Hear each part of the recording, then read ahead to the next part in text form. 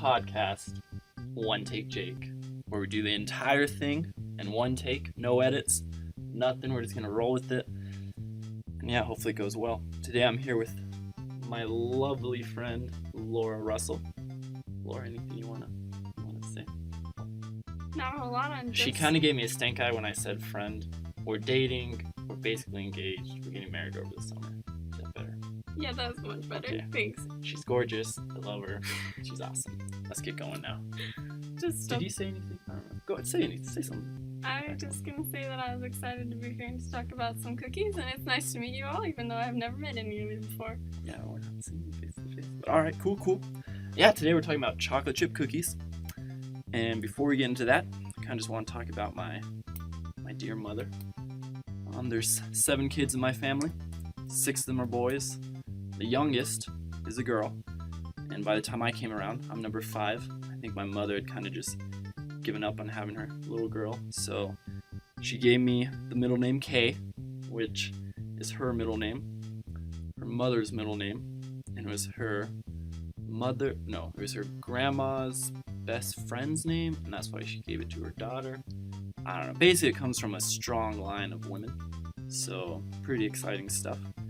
And I don't know why, but I always liked being in the kitchen with my mom. I think I really just enjoyed eating all the food, but I was her little helper when it came to baking and cooking dinner and whatnot. And my favorite thing that we'd make together would be the cookies. Mostly because I would just try and sneak cookie dough when she wasn't looking. But I would always help her, and it got to the point where I think it was 4th or 5th grade, I kind of took over the cookie dough operation. I still wasn't strong enough to mix it together by hand, so I would do my part, and then my ever so strong mother would come and stir with me, or for me, because I was too weak. But I've graduated since then, and I can now officially make cookies on my own, do a half-decent job. But when I was younger, my family would call me the cookie dough Nazi, because I would protect the cookie dough with my life, and I'd always get very upset when my brothers would come and put their filthy fingers in my cookie dough. And really, I just wanted to save as much as I could for me, but yeah, cookie dough Nazi. The name gets brought up every now and then. When I go home to visit, I make cookies. Sometimes the angry side of me comes out, and I just lose my temper, but it's whatever, no biggie. So chocolate chip cookies, the recipe we use. To make it, we do all the dry ingredients first, which we use a teaspoon of baking soda, a teaspoon of salt, a cup and a half of flour, and then 2 cups of oatmeal. So I guess they're technically oatmeal chocolate chip cookies. But the secret is you gotta blend the oatmeal down. So we usually put it in the blender and just mix up to pretty fine powder. I guess it's more floury than oatmeal at that point. It gives it a nice little taste. And we put that in a bowl off to the side, and then we mix the wet ingredients would be the proper word for that, yeah. 3/4 cup of sugar, 3/4 cup of brown sugar, a cup of shortening, 2 eggs, a teaspoon of vanilla, and then a tablespoon of water. Once you mix that all up, we then put it into the big bowl with the dry ingredients, mix that all up with a big wooden spoon, and then you just add as many chocolate chips as your heart desires into it. And then we bake it for 10 minutes at 350 degrees. And yeah, that's my mother's oatmeal chocolate chip cookie dough recipe. Apparently she got the recipe from her Aunt Becky, and she said she's been using it for 34 years or so. So my mom's been using it for 34 years. Who knows? Aunt Becky's really old, so I don't know when she got it from. But anyways, now we're going to move into... I'm sorry, I've been rude. Laura, you have anything you want to say? I was just gonna say that I personally don't think it matters if you mix the wet ingredients and the dry ingredients separately, but I guess Jake makes it sound like it matters when you're making an industrial sized batch of cookie dough, so I could be wrong. This is true. All the ingredients I said, that's for a normal batch, but I've never made a normal batch in my life. We always do a triple batch of it just because there's so many in the family. So even when I go home to visit and there's only, 3 people at home now, kind of my little sister, we do a triple batch and we just eat cookies for days. But anyways, so a little history of the chocolate chip cookie. It was first invented in 1938 by a lady named Ruth Wakefield. She was in Massachusetts. She owned a restaurant some of you might recognize the name Toll House Inn. And at the time, it was a dessert restaurant, is what it specialized in. And at the time, she was trying to make a cookie that would complement ice cream. And she used the chocolate chip like bits to put in there because she thought they were gonna melt and it was gonna turn into more of a chocolate cookie. But I still don't understand the science of it. But the chocolate didn't melt, and boom, you got your chocolate chip cookie. At the time, she called it the Toll House Chocolate Crunch Cookie. In World War II, all the soldiers who were from Massachusetts, they kept getting packages from home, and they all had these chocolate chip cookies in them. And pretty soon they were sharing them with their buddies, and just within a few months, all the doughboys overseas were writing home asking for their families and loved ones to send them chocolate chip cookies. So that really helped spread the popularity, and well, it's kind of no looking back since. Everyone knows the chocolate chip cookie. I feel like it's pretty well known. Thanks, babe. Good word. And later on, Ruth Wakefield, she sold the recipe and the right to use the Toll House name to Nestle for a whopping $1. But she did get a lifetime supply of chocolate, so I guess there's some sort of benefit there. Worth it. And I think that's probably the most recognizable cookie company because we all think of that yellow packaging with the Nestle Toll House, and on the back of every package there's a cookie recipe. And yeah, Laura, anything you want to add to this? No, it's just interesting. I think it's funny that she thought the chocolate was gonna melt, but I don't know why the chocolate doesn't melt. I don't know either. It's because everything else melts because it's in a ball and then the whole cookie melts down, but the chocolate stays in their little pockets. But it's genius. It's I love probably it. because it's a special chocolate, right? Yeah, absolutely. Because if I put like a candy bar in my pocket, it's melted instantly. It's just genius. It's just a masterpiece. But at the same time, if you put a chocolate chip in your hand, doesn't it kind of melt and get your hands chocolate? I just think it has to do with how you mix the ingredients. You know? There's Even nowhere though for the chocolate to go because you got everything else around it. I guess it does get super soft in the oven though, because when you take the cookies out, if you poke the chocolate, it's super gooey. Yeah. So I guess it just hardens really well. Science. Who knows? A lot of witchcraft going into those Nestle chocolate chips. But anyways, right now we're just going to talk about brown sugar a little bit. It's one of the ingredients in cookies. And brown sugar, it's been around since the dawn of time. I don't know. Marco Polo talked about it when he was in Southeast Asia during the 13th century, so good chunk of time. It got super popular. I guess I should say sugar got super popular in the 1700s. Europeans had that sweet tooth and they couldn't get enough of it. And then in 1807, there's a Domino Sugar Company, and they started a smear campaign against brown sugar because they were producing just the sugar as we think of it now, that kind of refined the white stuff. And what they would do is they took pictures of brown sugar under microscopes, and there would be little microbes. Is that the word? That's a word. Microbes, which I think are just like They're just like the small fuzzy particles. things, right? Yeah, they're just basically trying to show that it was basically smearing the name by calling brown sugar dirty, like it had dirt and bacteria in it that wasn't refined. So it was like the peasant of the sugars, is what they were saying. It's a good analogy. Yeah, because they would show these microbes, these giant pictures, and just say brown sugar is gross, don't eat it, it's dirty. When in fact they were just harmless. That's just part of the sugar, nothing you can do about it. And I mean, brown sugar, all it is, it's just kind of it's the unfinished form of refined sugar, because all sugar has like molasses particles on it or whatever, and the brown sugar is just when the molasses particles aren't removed. Even though today, like the brown sugar that we have, is like soft brown. I don't know, it's like that really soft stuff that can be like molded. They don't do that. They just take refined white sugar and add molasses to it and mix it. That's why when it gets old, it gets hard, and you have to warm it up for it to become pliable again. Have you ever had like any other types of brown sugar besides just the, I don't know why I'm whispering. Like unrefined brown sugar? Yeah. Yeah, so I've seen it before, and it's kind of like, it kind of looks more like beach sand. It does have like bigger chunks, and it's like when, like the other day we made cookies and we used old brown sugar, and so it had to be warmed up to be usable, so it wasn't just a hard block.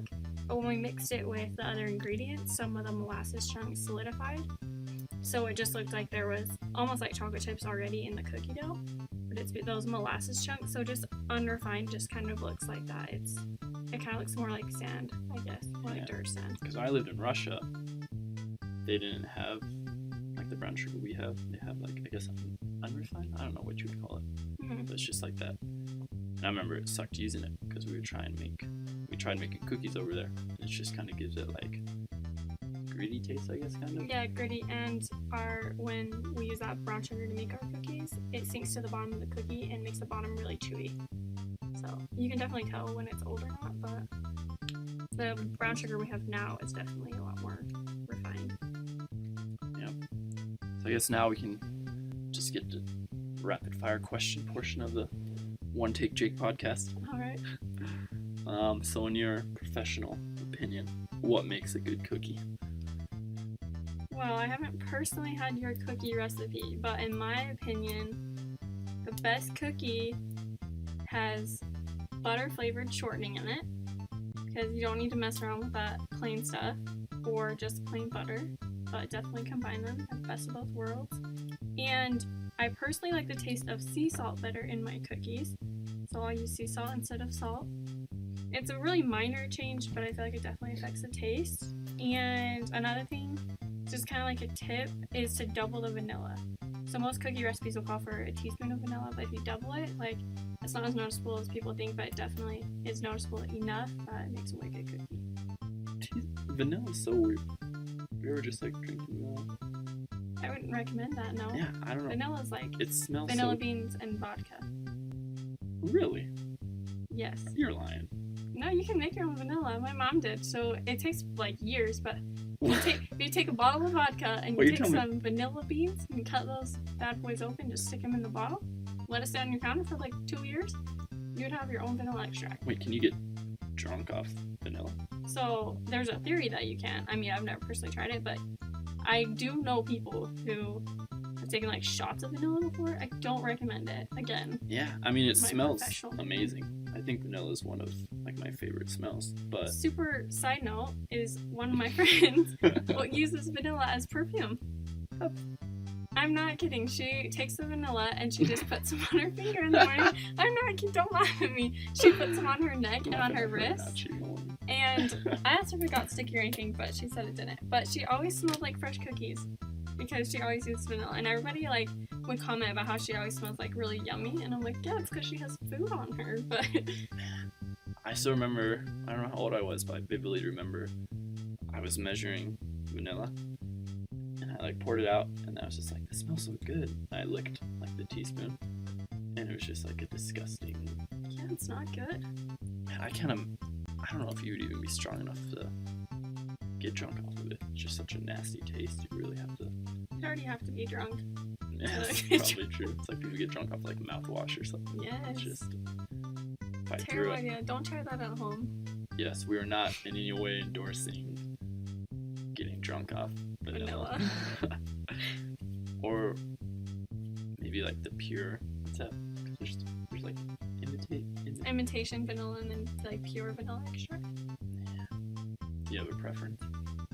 I have a roommate who swears that imitation vanilla doesn't taste better at all. But, you know, I'm a cheap college student, so I've gotten imitation vanilla for years now, and I think my cookies are just as good. I respect that. Yeah, that's what one day, you know, when I'm getting that salary day, well, we might dip into the pure vanilla extract. We'll be fancy folk, high living. Just, I guess, backtracking. I do agree with that butter shortening. Just gives it a nice little, I don't know, touch. Yeah. Plus, I also feel gross when I'm like scooping out the shortening and it's just white, so it just looks like you're putting lard. Straight lard. I mean, that's what it is. Yeah. At least I mean, it's not like butter's any better, but it's still just in my mind. I'm like, yeah. Yeah, and the nice thing is that you can pretty much tailor any chocolate chip cookie recipe So if you take your recipe at home and it calls for like a cup of butter, you could definitely just substitute it for like butter shortening, or just shortening, I guess, if you have it, but I'd recommend butter shortening because it makes it kind of flaky and crispy on the outside, almost like a pastry texture, but on the inside it stays really soft and gooey. So it's definitely best of both worlds. Speaking of which, are you a fan of the gooey cookie, or describe your ideal cookie texture, I suppose? I'm not a fan of cookies that have to be dunked in milk to be edible. I feel like milk is a choice. It shouldn't have to be your only option. But I'm not a fan of cookies that are barely baked. Like, you might as well eat cookie dough, which I'm a huge fan of also. But I think it should be like golden brown on the outside, like a little bit crispy, and then on the inside it should definitely be gooey and soft. Yeah, like, I don't know. I think I prefer as minimal crispy as there is. But at the same time, I mean, do you like the side of brownies, or do you like the middle? Do you like edge pieces, or? Because I don't like the edge pieces I of will brownies. only eat edge pieces if I have milk with it. Alright. But yeah, do you dunk your cookies in milk? I didn't start dunking my cookies in milk until I started dating you. Because you do. I'm glad I have good habits. Yeah, I don't know. Because my mom is opposed to it. She thinks it's like super disgusting. But my dad does it. And so My it's family's kind of the just exact rubbed same way. off on us. And so I love dunking my cookies in milk. I mean, I do when the cookie's like soft and it's just like a really well done cookie, I can eat it without milk. But it is the benefit of sometimes if the cookie's a little burnt or something, you can just soften up in that milk, and that's a good time. But alright, do you prefer eating your cookie like hot right out the oven, or you like let it sit for a day, let it cool for you just now? Honestly, it depends, because with you around, I eat a lot more cookie dough than I would normally consume. So by the time the cookie comes out of the oven, I'm sick of looking at cookie dough. So it probably won't come around till the next morning. Right after the gym, I'm like, I should probably eat something healthy, but I got all these cookies, so I'm definitely gonna have those for breakfast. I had cookies for breakfast this morning. I also had cookies for breakfast this morning. We went to Morty's after PT, and then I went home and ate 2 cookies, dunked them in milk, and it was probably one of the best starts I could have had to my day. It's not a bad way to do it. I'm ready to go out and conquer the world. But alright, let's talk about chocolate chips. What's your chocolate chip to cookie ratio? Ooh. That's hard, because I feel like when I'm making, if it's cookie dough, I tend to lean towards more chocolate chips because I am all about the chocolate chips. But in the cookie itself, if you have so many chocolate chips, and it's almost unenjoyable to eat, because somehow I feel like more work their way towards the middle of the cookie. It's part of that magic baking process. And then you just, chips. I know, and then you just get a big mush of them in the middle. Yeah. So I feel like you gotta calm yourself down when you're making cookie dough, you know? You gotta look at it and say, okay, well, I'm gonna take a step back, gather myself, and then cut off the cookie. I think you like chocolate chips more than me, though. I because do. yesterday you kind of gave me a dirty look when I was like, whoa, how many chocolate chips are you gonna put in there? And then I kind of walked away and just kind of scared the beer out of me for a minute or two. But I think the reason I don't like chocolate chips is because I just love eating the cookie dough. And I feel like when there's chocolate chips, just that like hard crunchiness just gets in the way of me getting that sugary, like, the dough. And so I prefer, like, when I scoop cookie dough out of the bowl at home, I always try and like get as little chocolate chips as possible. I'm the opposite. Because I just want all like the sugar I can get. I just want all the chocolate chips. I guess chocolate chips are pretty sugary, but you know what I mean. Like having the crunch Yeah, through I it's just got you. it's a pain. You want to eat more of like an ice cream texture kind of stuff. Yeah, but I guess when the cookie's actually baked, even eating like a good cookie, I think I prefer less chocolate chips. But if I'm dunking it in milk, I don't care about chocolate chips because then it all kind of gets soft and goes down pretty easy. That's true. So all right, let's get back to dunking in milk. Mm-hmm. How long do you let them soak for? Oh, barely. I'm not a big fan of soggy cookies, so I'll put it in just long enough that you kind of it's a little bit soft. But I'm actually more of a fan of like taking a bite of cookie and then drinking some milk. Interesting. I know it's kind of I odd, think my but mom does that. Yeah, I just am not a fan of like soggy cookies. It That's kind of weird. grosses me I out. say you marry your mother. Stop. Oh, guys. I thought that was fun. Anyways. Are you a chocolate chip snob? Like, do you have to have milk chocolate or semi-sweet? Or, like, are you really specific about your chocolate chips when you're choosing? I mean, I feel like I eat a cookie for what it is, and I'm not like super picky. Mm-hmm. If it's a good cookie, it's a good cookie. Right. I don't care too much about. Cause I think one of my favorite cookies is I love Subway. They have their like the white macadamia nut and then the chocolate chip, where they have the white chocolate chips and that chocolate one. Mm-hmm. But I will say the only bad, and this is no bash on Subway. It's a great restaurant, whatever. But their cookies are like, they're always hard. You know, they're like never soft. Yeah, I got lucky because I had a friend in high school who worked at Subway. So right before closing, he would put in like extra cookies because they didn't have like a limit on how many cookies, just depending on the customers. And at the end of the day, they would say like, okay, well we have like 3 dozen cookies, like, and they can't leave them overnight. So he would just bring a huge bag of them to school the next morning, and they were bomb. I too had a friend in high school who worked at Subway, No way. and I would always just tell like, hey, and we were neighbors. We lived right by each other, and I would just tell her to bring home cookies from Subway.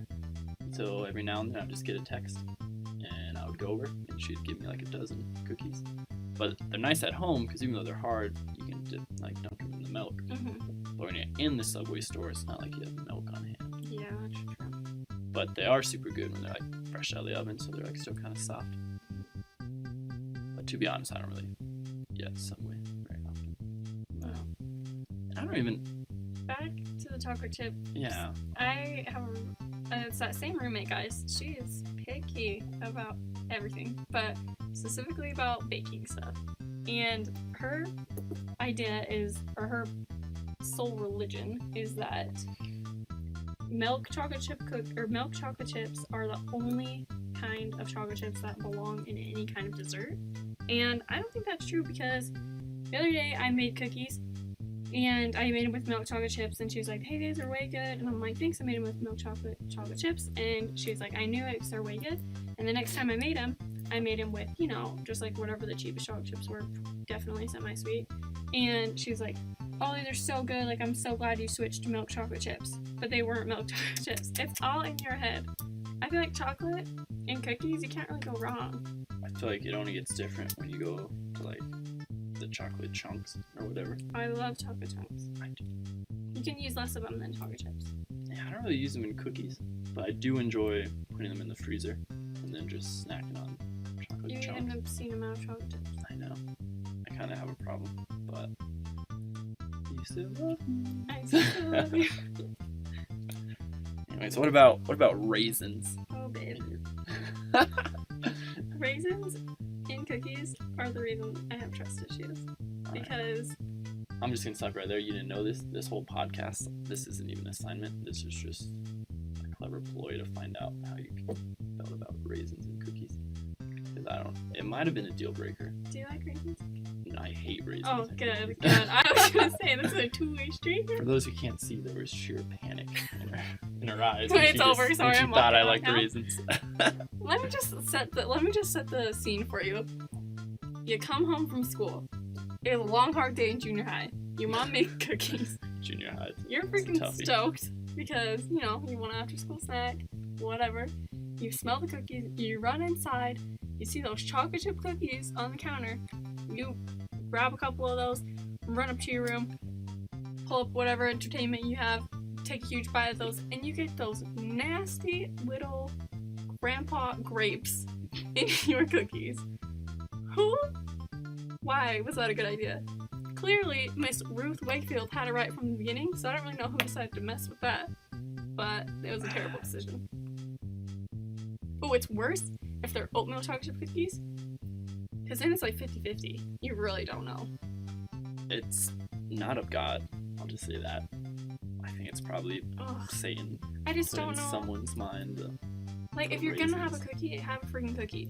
If you don't, Yeah, I like- don't know, like, why would you try to be healthy and put raisins in it? I never thought of that. It's like, is You that know what what I they're trying to mean? do? Like, justify know. a cookie by Like, I mean, putting a couple it's like dried when I grapes have in it. oatmeal chocolate chip cookies, I'm like, I'm basically having a granola bar, right? Like, it's like oatmeal, you know? But I don't know where the raisins thing came from, but I think it needs to go back to where it came from. Hell, I think is the word you're looking for. But no, I think the worst feeling in the world is probably bite into a cookie, only to realize, It's like chewy and yeah, and you're just Gross. immediately like spitting it out, and like you can't save the cookie because even if you like pick the raisins I out, always do that. the flavor kind of like Mhm. soaks in the surrounding Like cookie or lingers. whatever, and it's a rough day. Luckily, my family is not crazy and we don't play those sort of Don't mess games, with so raisins.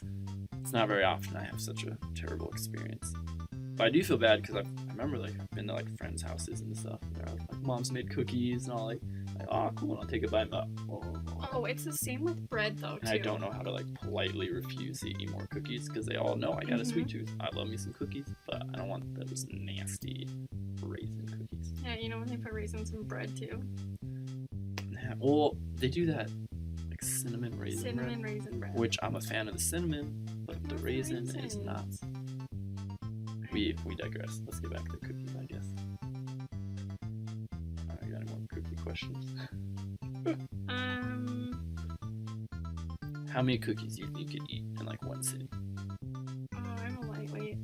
I don't know. For those who can't see, Laura is pretty small. How tall are you? 5'2". And that's in heels. So yeah, truly a lightweight. If I sat down and ate a bunch of cookies, I'm not like Jake where I can eat cookies for breakfast, lunch, and dinner. You know, he's got a constant 24/7 sweet tooth. I could go for days. But I can eat like one or two and then I'm good to go. Like, I don't know. I'm not like, I don't know where your stamina comes from without all the sugar. How do you feel about baked and crumble? Those are those two cookies. Oh, okay. I think that baked is that the doing it one- smarter. Baked on campus.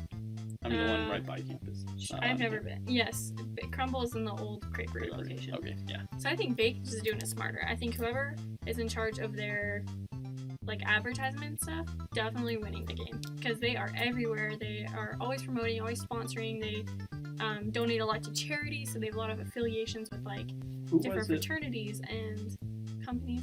It was either, I think it was the beginning of this semester, maybe it was last semester, but they set up a tent outside of the business building and they were handing out free cookies. It was probably Baked. It was baked, I don't remember which. I don't know 'cause which, they like, both yeah, looked don't- the same to me. Yeah, don't take us up on that. I feel like Baked is doing it smarter, but you know, they're expanding very quickly. They have like a new flavor of cookie, I swear, every month. Like, now they have, I don't know how many, but they have salted caramel and they have their sugar cookies and they're starting gluten-free I options. don't and- like sugar cookies. Yeah, but Crumble, I feel like they aren't as big, but they definitely have better cookies. 112%. Baked is just whipping it out, like trying to get mass amounts of cookies out, I feel like. But they definitely need to go back and look at their recipes because they're really dry. They kind of are like, they're very cakey, so they have too much flour, not enough wet ingredients, and they're over baking them, for sure. But crumbled is good. Sometimes you get a little bit overbaked one, but definitely the better recipe. So, I do like crumble. I think they're just overpriced. definitely. $2.50 I don't think is worth the. You can make Worth a cookie. a batch of cookies I with the think cost. Morty's does it $2.50 as well. Mm-hmm. Which I think they're good cookies. I think they're too hard on the outside for me, but they're so big that you get like a really gooey inside. And that's really what I'm looking for, so it's good. But yeah, just overpriced. It'd be a lot cheaper just to make cookies on your own, and then you can eat cookie dough. Even though cookie dough doesn't last very long. in my I feel like fridge, but- people think it's really daunting to make cookies, or they're like they like the convenience of crumble. And I mean, I get that it's convenient, but you can make a batch of cookies with the same price it costs to buy a box of cookies from them. Yeah. And Well, it's fun. I like making cookies, and you get the cookie dough. we made cookies yesterday, and it took us, I don't know what you say, to mix all the ingredients. Oh, like 10 minutes maybe with both of us. Like, even by yourself, if you just have them all laid out, just put them on a bowl, put them in the. I mean, the longest is cooking them, but I didn't know it took 10 minutes. I thought it was like 5-10 minutes, I guess. Really quick. You just put it on a bowl, mix it up. I feel like it'd be more work to Drive. wait. Come Is from baked the Lowe's. one where you can go in? Because it wasn't one of the stores they only delivered. It only delivered? Yeah, it used to be like that. We can go in both of them now. Oh, you can go and bake now. I think probably feels good. I don't know. Not important. Anyways, I think this cookie discussion is kind of coming to an end. I was kind of nervous that we wouldn't have material enough to talk about. Yeah, sorry. As we just were rambled. going, I was kind of like, I could talk about cookies for a hot minute. Yeah, these are just chocolate chip ones. But, alright. This is Jake and Laura signing off of One take. One Jake. forget the name of the That's what Yeah, it this was One Take Jake. truly is. One take. One take, no edits. We will probably put some music in, so You're not bored to tears. there might be some editing, but no, we're just gonna put music in. That's the only editing. Is that even editing? Alright, Laura's doing the wrap up fingers at me. So, alright.